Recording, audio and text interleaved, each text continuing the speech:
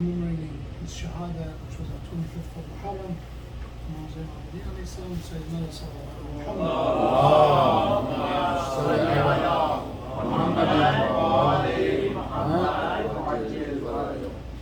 أعوذ بالله من الشيطان اللعين الرجيم بسم الله الرحمن الرحيم لا حول ولا قوة إلا بالله العلي العظيم الحمد لله رب العالمين الحمد لله الذي جعل الحمد مفتاحا لذكره وسببا للمزيد من فضله ودليلا على آلائه وعظمته ثم الصلاة والسلام على خير خلقه وحبيبه حافظ سره ومبلغ رسالاته حبيب إله العالمين أبو القاسم المصطفى محمد اللهم صل على محمد وآل محمد صلى الله عليه وعلى أهل بيته الطيبين الطاهرين المعصومين المكرمين سجل بقية الله في السماوات والأرضين. قال الله تبارك وتعالى في القرآن الكريم بسم الله الرحمن الرحيم لا أقسم بهذا البلد وأنت حلم بهذا البلد ووالد وما ولد لقد خلقنا الإنسان في كبد صدق الله العلي العظيم. صلوات على محمد وآله. اللهم صل على محمد وآل محمد. When we look at the different stories of the Quran, or when we look at the life of the prophets and messengers of God, until the life of the final prophet, the seal of the messenger, and after him, his Ahlul Bayt, his family, there's a lot that we can see that there is a common pattern that we can notice in their behavior and their merits, qualities, what they rejected, what they promoted. There's a lot of commonalities. For example, if you look at what Jesus alayhi salam said, what Musa alayhi salam said, what Prophet said, we can find a lot of overlap, a lot of commonality. And the point is that because all of them are messengers of the same God, that's the reason there should be overlap between the messengers. If they were different, that would have been a bit surprising and shocking that if they're messengers of God, why they're not saying the same thing, why they're not preaching the same message. There are differences due to the people of the time, due to a lot of fabrication, a lot of deviances that was made to these religion and messages. But even after all those changes and fabrication, still there's a lot that we can see that we have in common. So when we look at Judaism as an example, there's a lot in common in Judaism and Islam. From this idea of men having a beard as a muhassin, to the idea that they have something like kosher, a certain dietary restriction, or even look at the Christians and that how consumption of pork is forbidden even in Injil. We can see these commonalities are overwhelmingly present.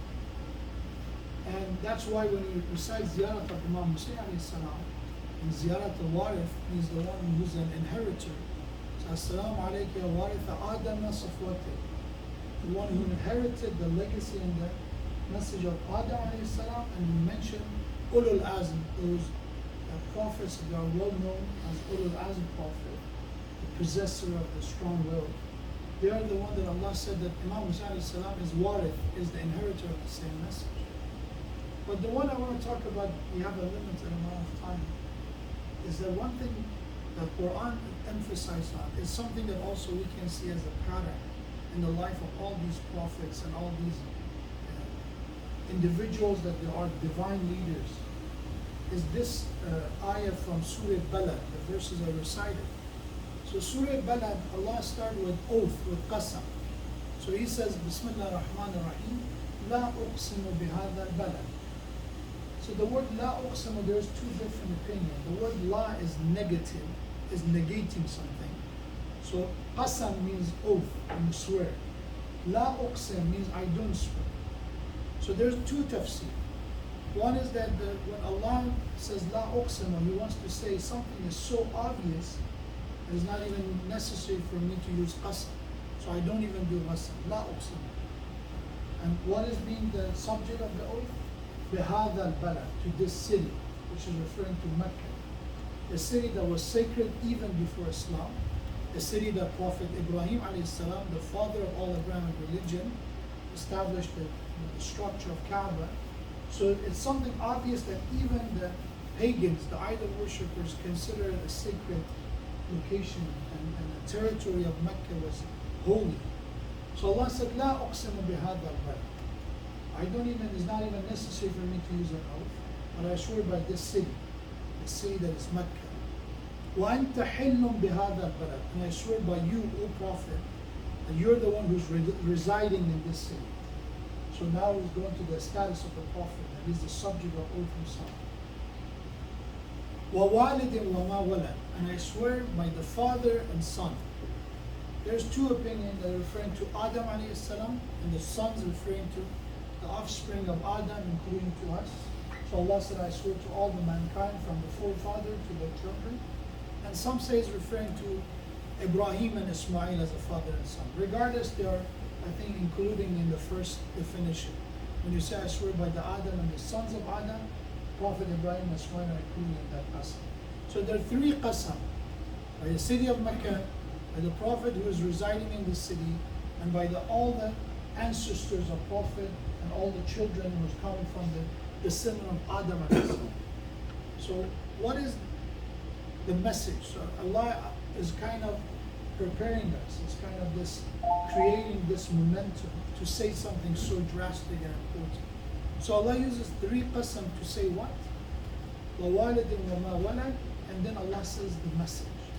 لَقَدْ خَلَقْنَا الْإِنسَانَ فِي كَبَدٍ. Indeed, we created man in struggle and in hardship. The word kabad, again, you've probably seen in some languages, is even a synonym to liver.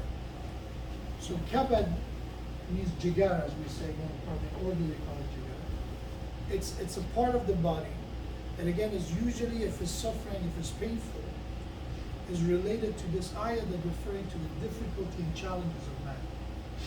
So this is the pattern that Allah is specifically emphasizing on, and we have to make sure our perception of the world is based on this message. Laqad, the word la, the letter la, is for emphasis. Qad is again for emphasis. There's double ta'keed, double emphasis. Indeed, without a doubt, surely, insan, human being, fi kabad. Insan is living with hardship, with the struggle. In other words, anyone who thinks that we were created to don't experience hardship, they did not understand life for what it is. And that's something that we can see in the life of Adam, Nuh alayhi salam, Musa, Isa, Yusuf, Yaqub, all the prophets of God, and including the Imams of Ahlul Bayt after the Prophet. They did not have it easy. None of them.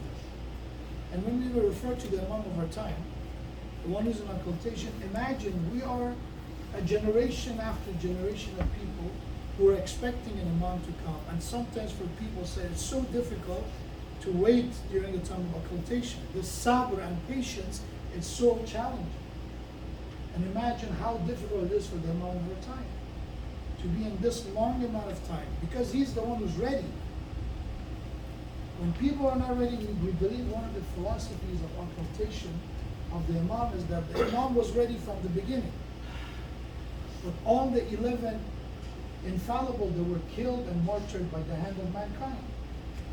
So Allah said, this is baqiyatullah, this is the final reserve of God. I'm going to protect it. And this prophecy was made until the time is right. Until people are willing, they're eager, they're thirsty for the guidance. Then that the coming will happen. We heard about that the world will be filled with injustice, with oppression. When we focus on that, don't think that Imam Ajalullah Ta'ala Fajr Sharif is waiting for everything to fall apart. Rather, is unfortunately mankind, we don't come to our senses until everything is start to fall apart. You can see that even societies or people that are extremely divided. There's tribalism, there is prejudice against certain ethnicities among one culture, one country. As soon as there is a foreign threat, as soon as there is another enemy, you see people start to unite against them. It's a source of unity when you have a greatest issue, greatest threat to deal with. So yes, Imam Ajalullah Ta'ala Fajr will come to the time of injustice, but the reason is not because Imam wants injustice for mankind. He comes for justice. The sadness is that a lot of people don't feel the need for the Imam until they see and notice the injustice. And that injustice is so prevalent that again, nobody can say I live in this country, I live in this continent, and I don't see it, so it's not my issue. It becomes so obvious for everyone, for majority, and that is the time of the coming of the Imam. So it's much more difficult for the Imam of our time to be in occultation because he's the one ready, expecting us to prepare what is we known as the time of Zuhur. The people, if they're ready and willing to step up, the Imam will come.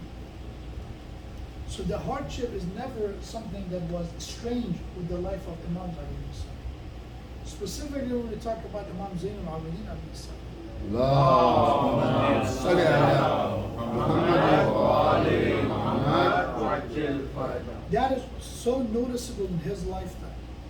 Because until the day of Ashura, we can see what he faced in the battle of Karbala, in the land of Karbala.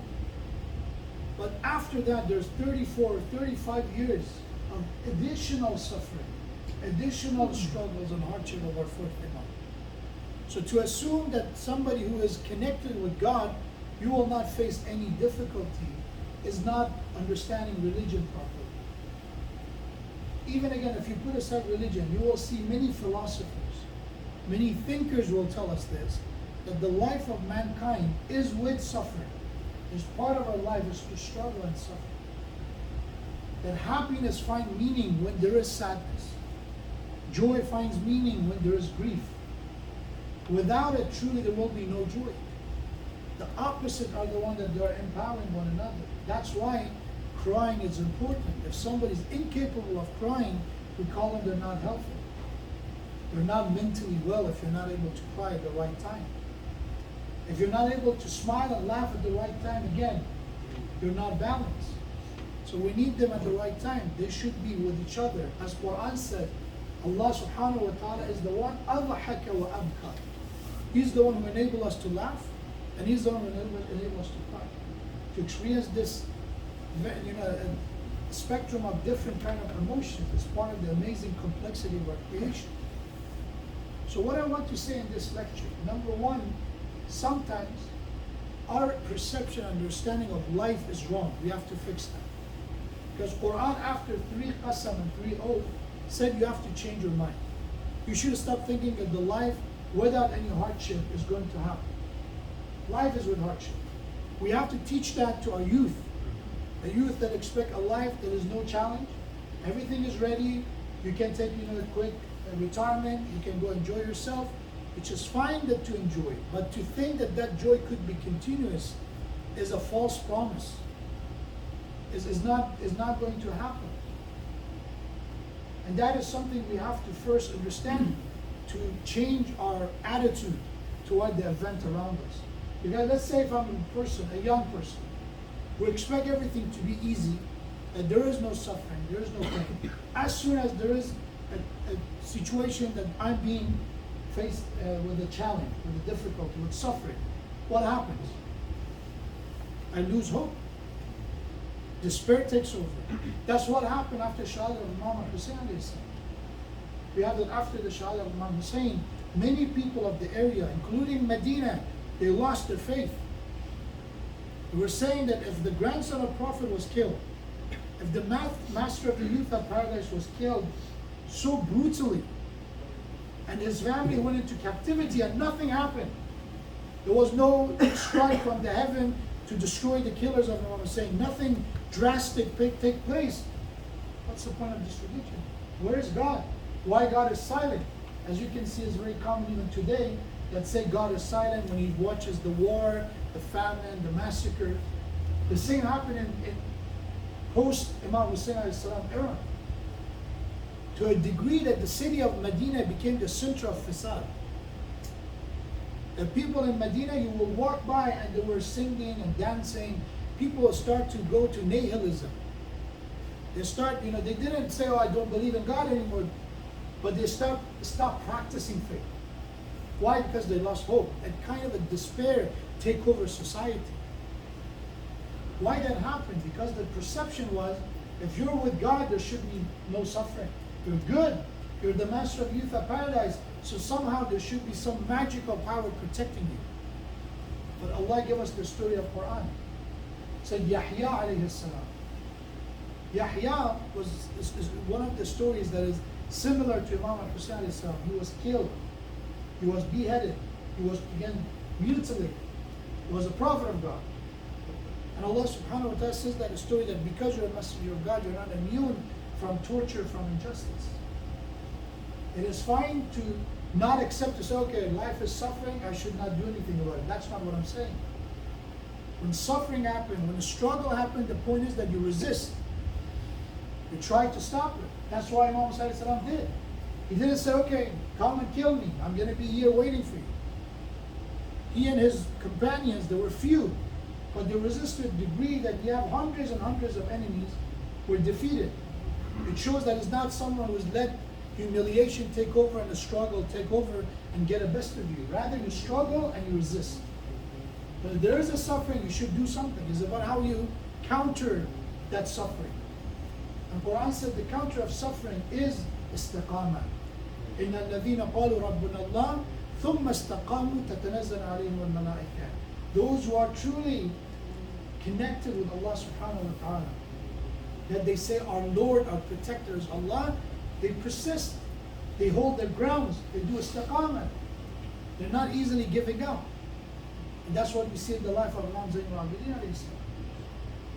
So that is 2 points I want to take, all of you to take from this lecture, and hopefully is also a reminder for myself. Number one, life is not meant to be easy. The dunya is imperfect, and part of the imperfection is suffering. Otherwise, there would be no death. Otherwise, there would be no, what we say, mortality of infants and children. Otherwise, we would not see injustice and violence have the power to dictate their opinion and their injustice to others. But that's part of the injustice of the world. We have free will. And with that free will comes the consequence, comes the price. So that's number one. Number two, what should we do about it? Struggle. Fight back. We have that our sixth Imam, Imam Ja'far ibn Muhammad.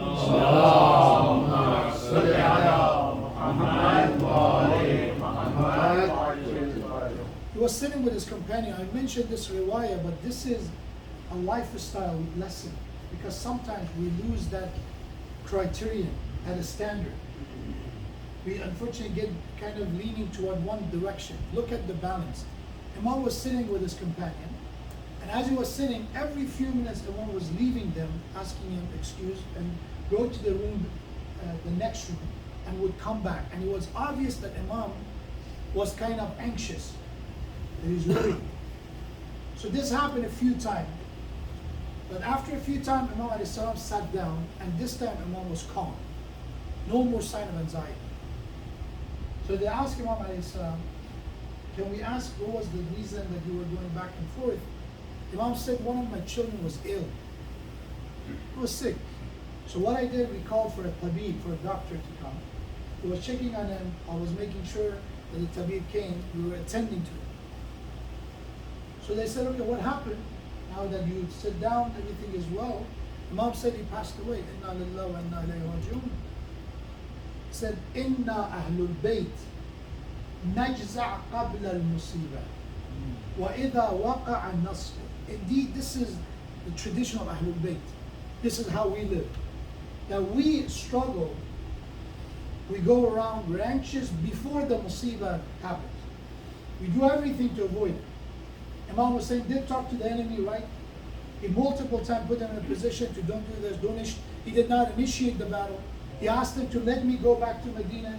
He asked them to let me go back to Mecca. He asked, but it didn't happen. They tried their best قبل المصيبة. But Imam said, وَإِذَا وَقَعَ, when it happened, when it occurred, that is out of our control, نَصْبِرْ, they were patient. And we have that forbearance. That is something we should keep in mind. That okay, sometimes I've seen people said, I don't wear mask, I don't get vaccine, I don't go to doctor, tawakkul. We are connecting to Allah. And I said, what is the najza? Where is the struggle you're supposed to do before? If you're following Ahlul Bayt, I ask people over and over, when Rasulullah came to city of Medina, when Ahlul Bayt were in cities like Medina or later on, they were in Iran and Kufa, did they expel doctors? They said, okay, get out of the town, we don't need you anymore, we have God. Who did they brought to Imam Ali alayhi salam after the strike? How many times we heard the musibah? Did they bring the tabib, the doctor, or not? If they are the one doing it, are we superior to them? That we don't need them? I'm going to do dua and that would be enough? That's a lack of understanding of the life of Sayyid Ahmad. That we must do our part. And our part is clear. We do what we should to avoid. We're not facing tragedies. We're not embracing them. But at the same time, when it happened and out of our control, we are sabr. Why? Because we believe Allah subhanahu wa ta'ala is much more merciful to us, kinder to us than us. We don't know every detail, but He knows. That's the mentality. So Imam Zain al-Abidin alayhi salam, 34 years after the shahada of his father, he lived among people. What kind of a society? A society that, as I said, they lost their faith. They're in the overwhelming level of despair and hopelessness. So how Imam woke them up? As we know, the worship of the Imam is well known, right? Sajjad, Zain al-Abidin. These are titles given by Imam, but not by Ahlul Bayt. Zain al-Abidin was given to the Imams by Sunnis. Zain al-Abidin, the title was given to Imam by the non-Shias. Because again, no one was able, when it comes to the level of worship, level of obedience, to compete with Islam. To a degree that someone like Imam Zain al-Abidin alayhi salam, living among people, said, if I'm the son of the one who's killed, I'm the son of the one who's, my uncles, my brothers were butchered in front of me. I was in shackles and chains myself, and look how I'm connected with God. Look at my devotion to Allah subhanahu wa ta'ala. How you can even think about putting aside your faith in Allah because of hardship, because of tragedy that occurred to my father. This is a tabligh by action. To live that life, that the worship of Imam alayhi salam become an example. But even with that worship, there is that mercy. We have that Imam alayhi salam was traveling. Again, remember after the Shahada, we have in our history, there were only 4 Shias. Some debate that there were not all 4 of them, they were not Shias. Maybe just 2 of them were Shias. 4 Shias left. Not Bani Hashim. There were thousands of Bani Hashim. Shias who associate with Imam Sajjad alayhi salam, there were 4. 2 of them were killed and their hands and feet were cut off. Why? Because they were associated with Alawi. They were associated with Imam Ali alayhi salam. Bani Umayyah still is in power.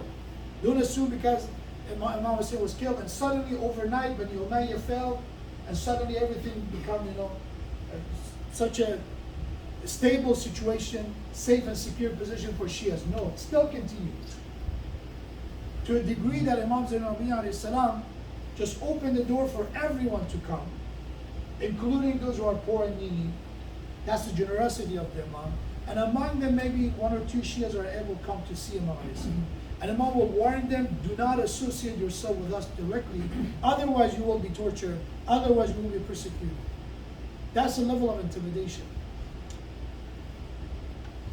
2 of them, one of them is Yahya ibn al-Tawil. It's like a stepbrother of Imam Sajjad. He was killed. Sayyid ibn Jubayr is another one. Both of them, before they're killed, they were mutilated. That's the cost of becoming someone who is supporter of Imam Ali alayhi salam. In the name of Imam Ali still is continued to be cursed. So in such environment, such a difficulty, Imam alayhi salam maintained his role. لَقَدْ خَلَقْنَا الْإِنسَانَ فِي كَبَدٍ. Imam is Quran and Natiq. He's the speaking Quran.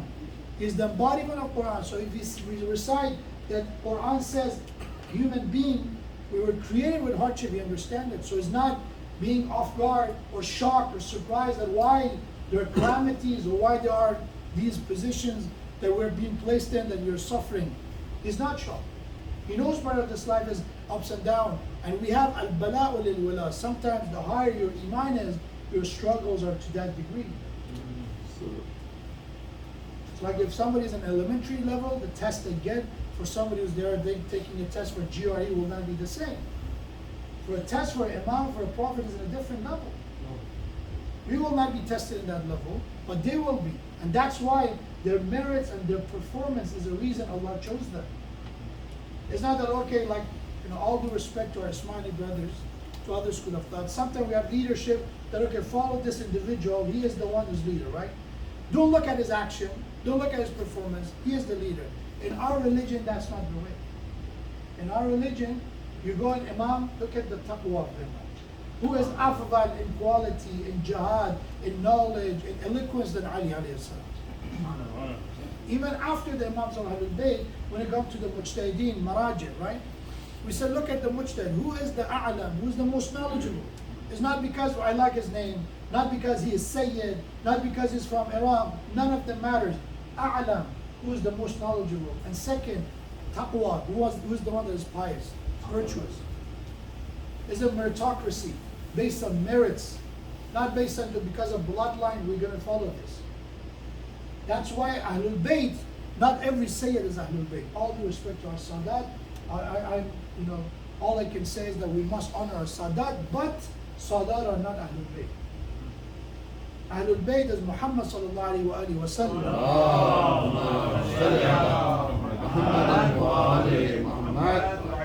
And from the descendant of Prophet Fatima to Zahra Salamullah alayhi,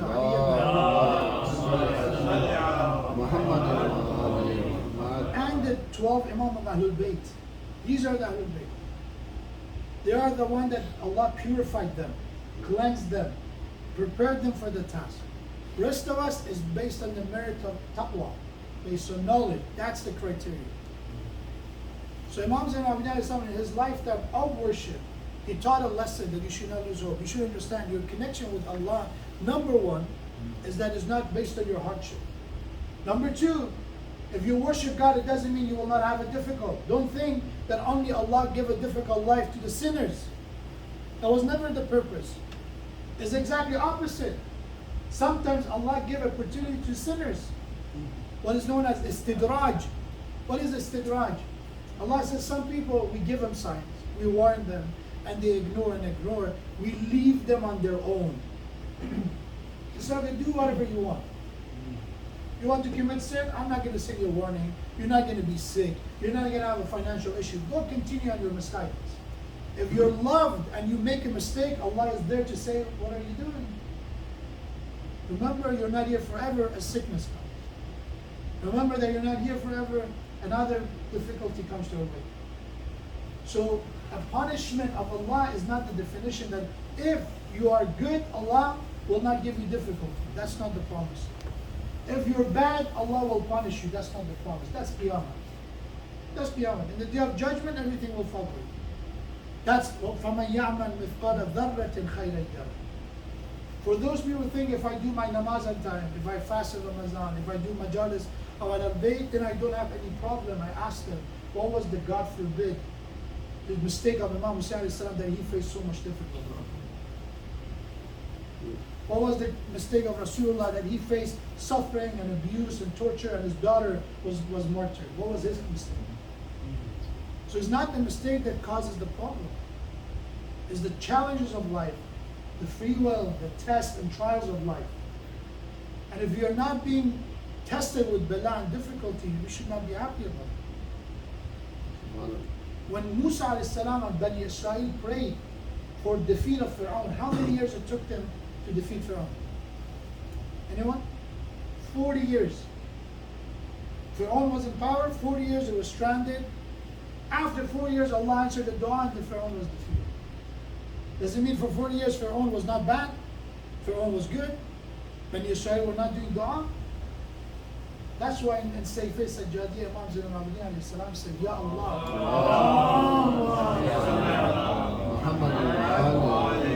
Ya Allah, give me the wisdom that if the word is ibta is delay, postponing. He said, Ya Allah, give me the wisdom when my du'as are being delayed, the answer of my du'as are being delayed, give me the ability to have the wisdom to be patient. To have trust in your wisdom. To don't be in haste and rush that I want it right away.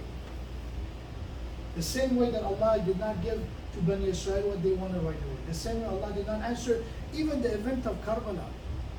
It did not came the result right away. Because as I said, even after Shah Muhammad, his son was still banished in society. People will not come to Imam Zain al-Abidin to learn about Islam. It took Imam's sacrifice. Imam Zain al-Abidin, 34 years of his way of preparing the ummah until came to Imam Baqir Islam. Now people are traveling from every corner of the Muslim world to come and listen to Imam Muhammad al-Baqir. It took years to get there. So Imam Zain al-Abidin Islam's task and lesson number one, suffering is part of life. Number two, suffering is not necessarily a punishment. So if you're being tested, you lost money, some kind of illness, some kind of challenge, don't let this idea come to my mind. I did everything right, why God did this to me? Don't think that because we did something wrong, Allah tests us. It's a way of life. Look at the life of Ahlul Bayt as an example. They've done nothing wrong, they're infallible, they're ma'soom, and still they face challenges. Even with their own family members, they're being tested. And the third one, after the worship of Imam Zain al-Abidin salam, is that Imam did work without expectation. And that's the final point. To do work without expectation. What I mean without expectation? Because sometimes we worship Allah and we return something like an ATM. I did something for you, Ya Allah, give me something. But that highest level of worship is without expectation. The highest level of charity is without expectation. It's not that I give money to you today, that inshallah next day or tomorrow you give it back to me. Without expectation. And that's the way that Imam a.s. did. How we know it? Number one, as I said, Imam was known for helping people. He was generous. And majority were not even Shias. Majority of the people that Imam Zain al-Abidin helped, they were not Shias. Some of them were not even Muslim. The slaves that the Imam a.s. purchased and freed for the sake of Allah. And after Imam freed them, Imam gave them a piece of property that they don't end up begging in the street. So they're able to sustain.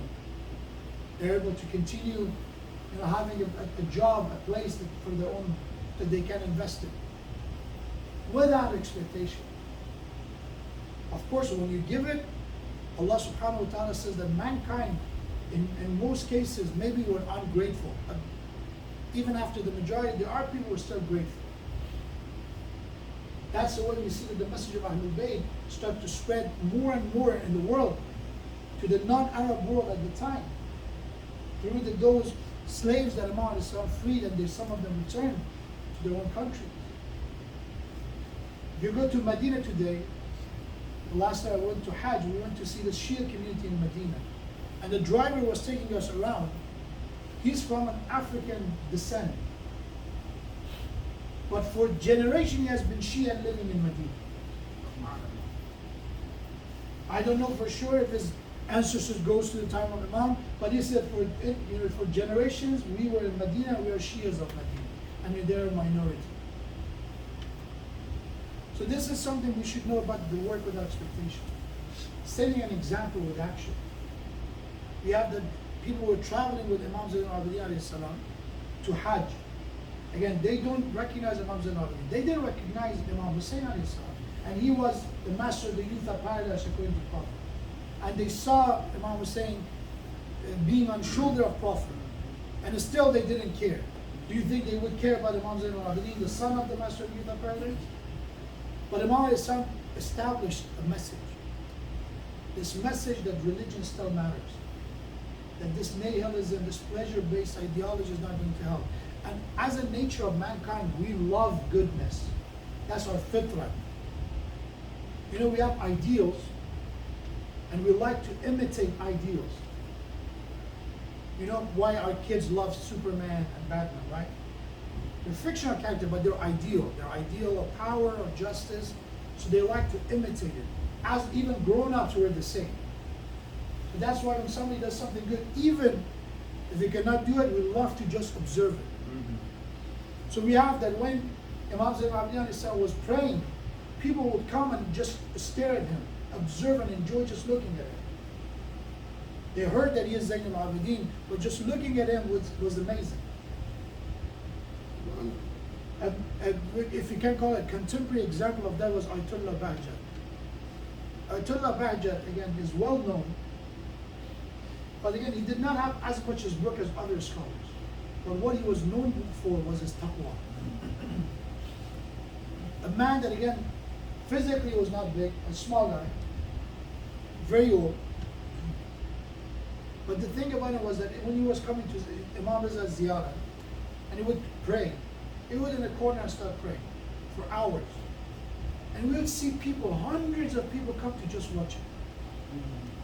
You just admire his devotion. That's all it was.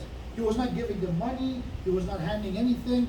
Just looking at him in that state was interesting. At the same time, it was enjoyable. So that's just a small example, a human form, a non-infallible example. Imagine when Imam Zayn al-Abidin is. And now people, you go to Hajj, and now that people know how he do du'as, how he prays, he's not just limited to namaz and du'a. They noticed that an entire trip, multiple times Imam went to Hajj. Not even once Imam Zayn al-Abidin used his whip for his camel. Not even once. In the Arab of the time, which again, violence against people was normal, for somebody to be mindful of an animal was surprising. They would narrate it in the books that this is the way Zayn al-Abidin was. Not even once he used his whip for an animal. The way Rasulullah never used his whip. They look at his salat and they notice that in his salat, how he do salat, that he's trembling and shaking and shivering.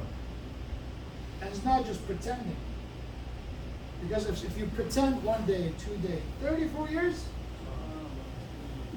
1 hour, 2 hours, 1,000 rak'ah, even the greatest actor will eventually fall out of place. The devotion is there. It became clear to people. Maybe not the first day, maybe not the first month, but eventually Imam established it. And on the top of that, his akhlaq was a way to bring in people. Without expectation means you go to enemies. You go to enemies and help them. That's truly without expectation. You know, one of the events that had happened after Ashura is known as Harra. What was Harra? Bani Umayyah ordered, because people of Medina started to resist against Yazid. So as I said, they start losing hope, they start just becoming what is civil disobedience became common. But at the same time, the city is filled with sin as well. So Imam Zayn al-Abidin alayhi salam at that time, he's again just came back from the Isara, from captivity. He's just busy, like as we know, just grieving. He just came back to Medina. So Harra took place. What they did, the army of Yazid and Bani Umayyah came and they started killing people. What they did said for 3 days, you go to Medina, everything is halal. Their wealth, property, women, family, everything halal. Go for it. And at that time, enemies of Imam Zayn al-Abidin, because they heard Imam Zayn al-Abidin is the only one who's not involved in their disobedience, this news came that anyone who goes to Zayn al-Abidin's house is immune. He has the protection. He's the only one. He just came from Isara, so they can't go after him again. So imagine the enemies of Imam Hussein, they brought their wives, they brought their daughters to Imam Zayn al-Abidin's house. Same people who did not protect his family, his sister, his wife. He is the one now giving them the protection. He's the one giving the refuge. Without expectation. Someone else would say it's a revenge time. Now you want my help? When I needed help, where were you when I needed your help?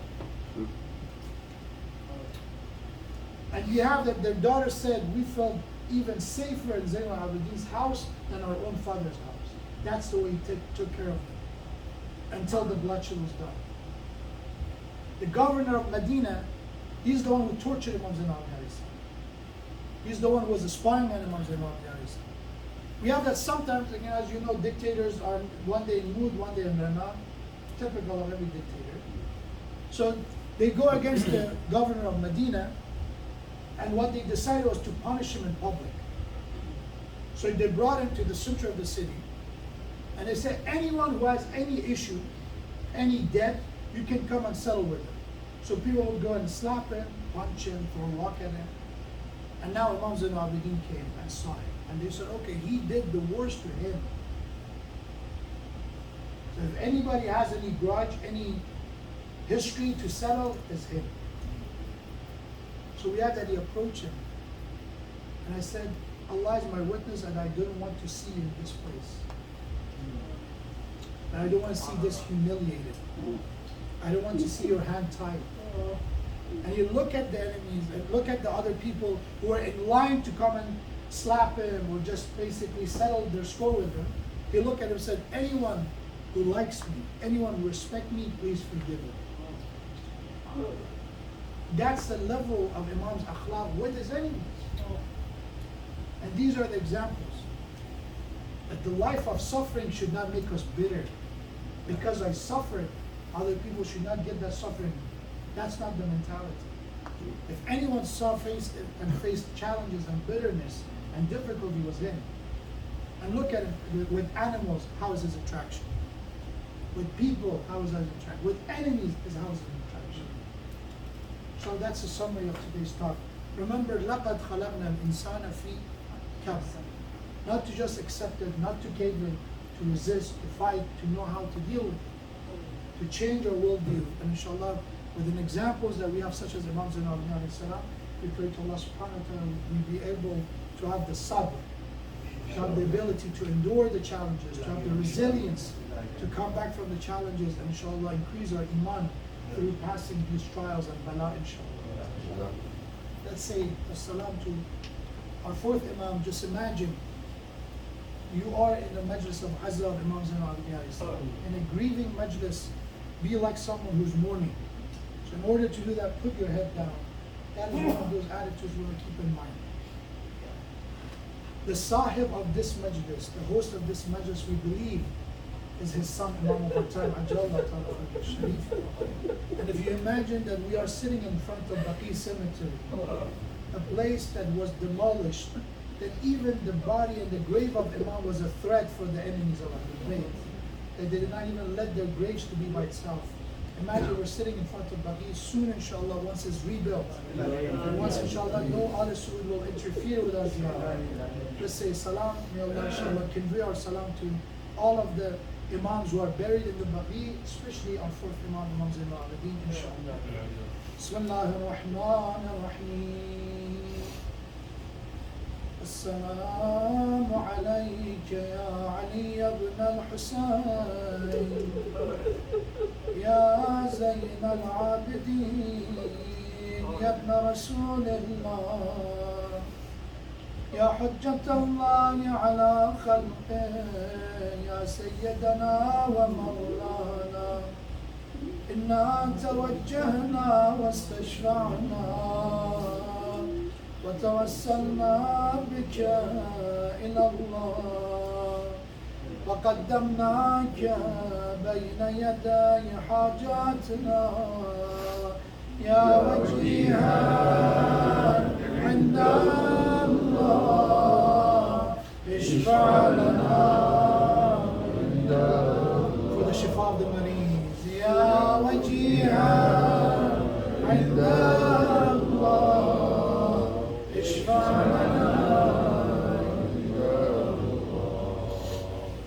After Imam returned to Medina, after the Isara, after Kufa and Sham, we have that Imam Zainal Abidin, different occasions, he would remember the tragedy of Karbala, he would cry. We have that if he would see a child, an infant, he would begin to cry. If they bring him water, he began to cry. If he would see a 3 years old, a young girl, he would start to cry. If he would see that the butcher is ready to slaughter a sheep, he would cry, and he would look at the butcher and he would ask, did you give this animal some water? And he would respond, of course, Salam Rasulullah.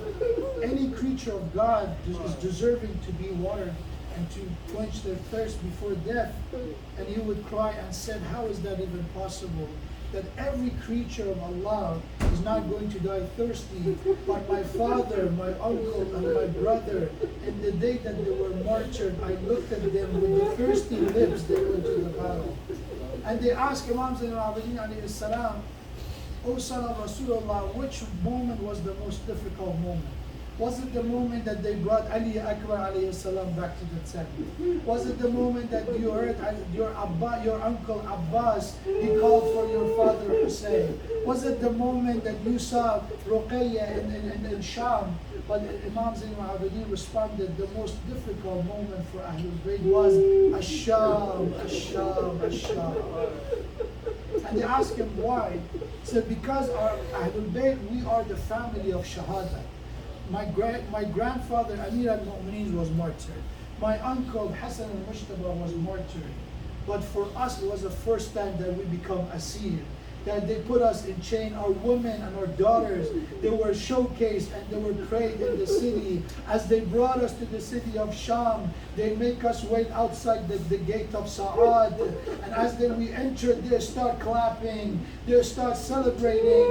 As the heads of the Shuhada was in front of us, they entered us to the court of Yazid, and all the strangers were looking. When the women of the Yazid and Bani Umayyah, they were veiled, they were protected. They brought my aunt Zainab, they brought my sister Fatima, they brought the family of Rasulullah in front of these prying eyes. And I saw the head of my father in front of Yazid as he was drinking, and he was hitting him with the stick on his lips. I looked at him and said, "Oh Yazid, do you know who are you hitting? Do you know those teeth? Do you know that face? That is the face that Rasulullah kissed. They are the lips that Rasulullah embraced. How you can do this?" But the date of the Shahada, 34 years later, when Imam al-Baqir alayhi salam prepared the body of his father, Imam Zayn al-Abidin, we have that they create this privacy for Imam Baqir. He began to wash the body, as suddenly the companion heard the cry of Imam Baqir alayhi salam and said, "Ya ibn Rasulullah, what happened?" He said, "I just look at the injuries of the body of my father. There are 3 injuries on the body of my father. There is first the injury of the mark of the food that he was carrying in the middle of the night for the poor. The second injury that I'm looking at the body of my father are the place of the shackles and the chains on the body of my father. But Ya Rasulullah, oh Ya Maulana Imam Baqir, at least you were able to wash the body of your father, Imam Zayn al-Abidin. But La yawmka yawmika ya Abu Abdullah. There is no tragedy like the tragedy of Hussein. Ahlul Bayt even said, if you want to even cry for us, cry for our father Hussein. The moment Hussein alayhi salam opened his eyes, instead of his son by his side, what he saw was Shibr jalisun ala sadrih. He saw that Shibr is sitting on the chest of Hussein. He saw Zainab is looking. He looked at Zainab and said, "My sister Zainab, irji'i, return Zainab. You should be looking at this."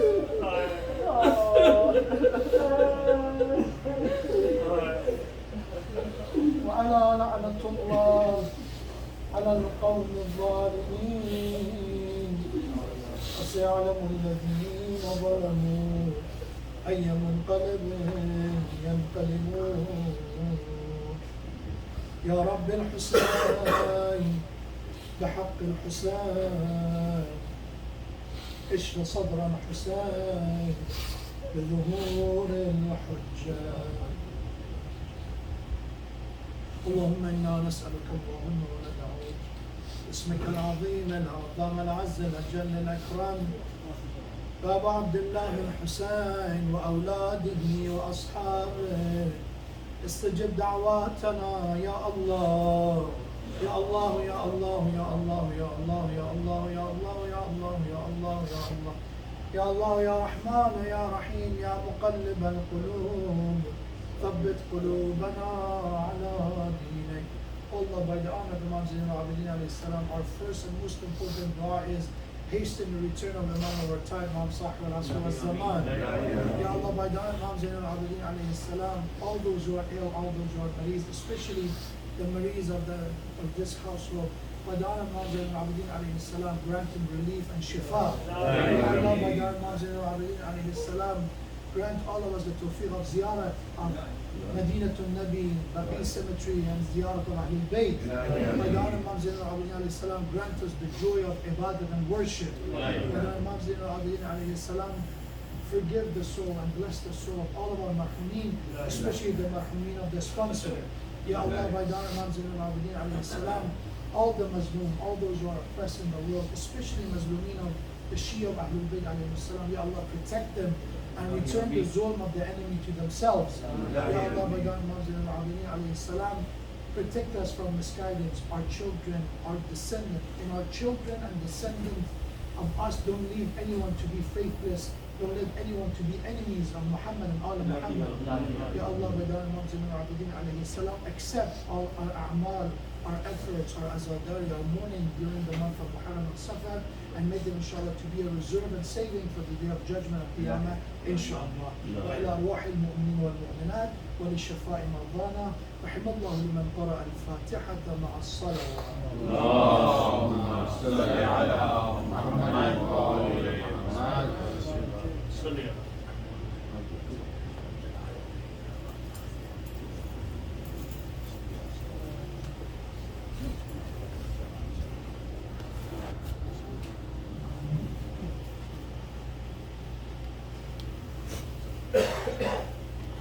Ya Hussein. Ya